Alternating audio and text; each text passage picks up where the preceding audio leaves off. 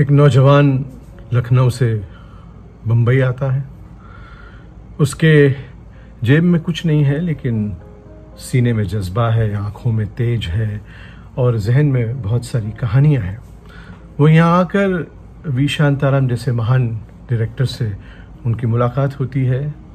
उन्हें children film society में नौकरी मिलती है और बच्चों की कहानियाँ लेकर वो बहुत सारी अवार्ड फिल्में प्रोड्यूस करते हैं। लेकिन उनके लिए शायद ये दायरा छोटा था, तो वो दूरदर्शन में जाते हैं, जहाँ वो फिर नेशनल और इंटरनेशनल लेवल की जो है डॉक्यूमेंट्री फिल्में बनाते हैं, बहुत अच्छे अच्छे प्रोग्राम बनाते हैं। और फिर जब वो मुंबई दूरदर्शन केंद्र के जब हेड बनते हैं, तो मुंबई दूरदर्शन केंद्र को सबसे सर्वश्रेष्ठ केंद्र हिंदुस्तान में दूरदर्शन का बनाते हैं। ये उनकी एक छोटी सी कहानी है, आप समझें। लेकिन ये कहानी के पीछे एक बहुत बड़ी शख्सियत है, क्योंकि ये एक केवल अफसर ही नहीं, बल्कि ये एक कला के प्रेमी और कलाकार हैं। और इसीलिए ये करते वक्त उन्होंने टेलीविज़न सीरियल्स जैसे रामायण जैसी सीरियल को उन्होंने वॉइस ओवर दिया है। और फिर एक बहुत ही खूबसूरत टेलीविज़न सीरियल उस ज़माने में आया करती थी जिसका नाम था मालगुडी डेज़। उसके जो डायलॉग्स थे, उसकी जो हिंदी स्क्रिप्ट थी, वो भी उन्होंने लिखी। और जब वो रिटायर हो गए, तो अमूमन ऐसा होता है कि जब अफसर जब रिटायर हो जाता है तो लोग उसको चंद ही मिनटों में भूल जाते हैं, लेकिन वो अपने पीछे एक विरासत छोड़ कर गए। और इसीलिए लोग उन्हें याद करते हैं। सिर्फ उन्हें याद नहीं करते हैं, लेकिन उनके मुस्कुराते हुए चेहरे को हमेशा याद करते हैं, क्योंकि वो कला के प्रेमी थे, कलाकारों के प्रेमी थे। तो इसीलिए कलाकार भी उन्हें उतना ही प्रेम करते थे। मैं भी उन्हीं में से एक कलाकार हूँ जिसका संपर्क हुआ था इनके साथ, और हमेशा के लिए मैं इनका फ़ैन बन गया हूँ। और जब वो रिटायर हुए, तो होता ये है कि रिटायरमेंट के बाद लोग सुस्त हो जाते हैं, लेकिन इन्होंने ऐसा कुछ नहीं किया।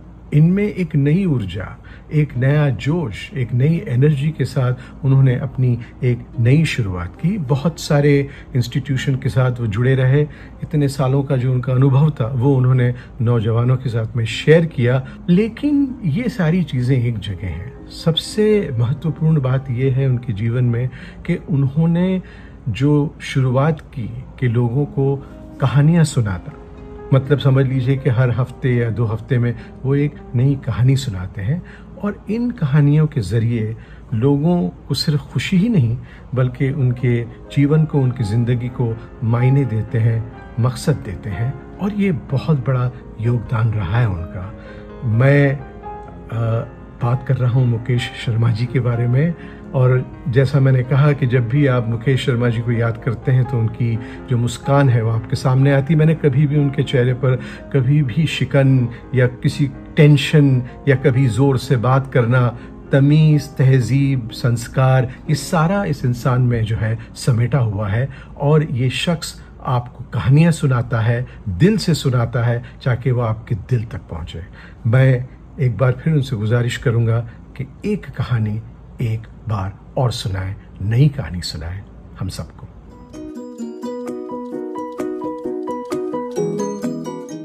प्रणाम और आप सभी का कहानियों के अनोखा अंदाज प्लेटफॉर्म पर हार्दिक अभिनंदन। मुझसे पहले जिस शख्सियत को आपने देखा और सुना, वो अपने आप में एक बेहतर कहानीकार है, स्टोरी टेलर है।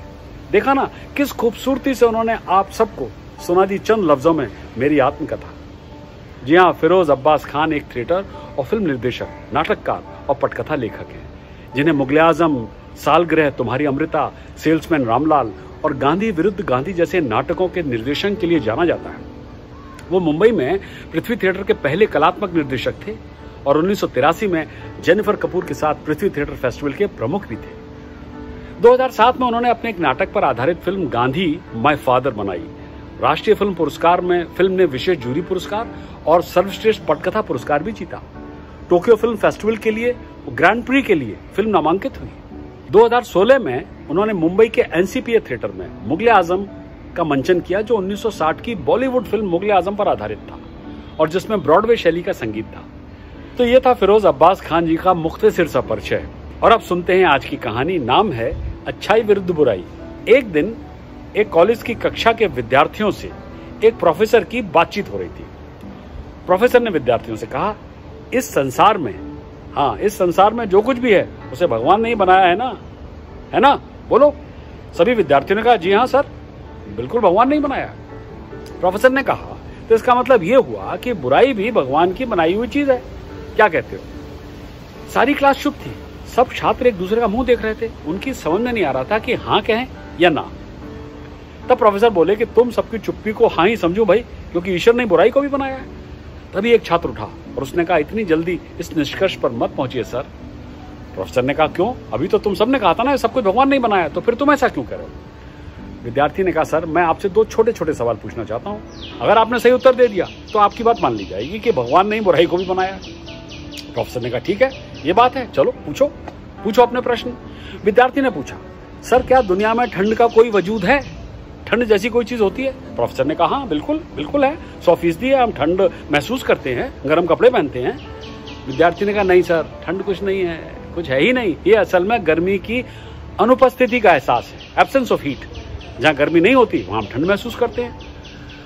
प्रोफेसर ने सुना और चुप रहे। विद्यार्थी ने फिर पूछा, सर क्या अंधेरे का कोई अस्तित्व है? प्रोफेसर ने कहा, हाँ बिल्कुल है, अंधेरा होता है, घुप अंधेरा होता है। विद्यार्थी ने कहा, नहीं सर, अंधेरा कुछ होता ही नहीं है, जहां रोशनी नहीं होती वहां अंधेरा होता है, एब्सेंस ऑफ लाइट।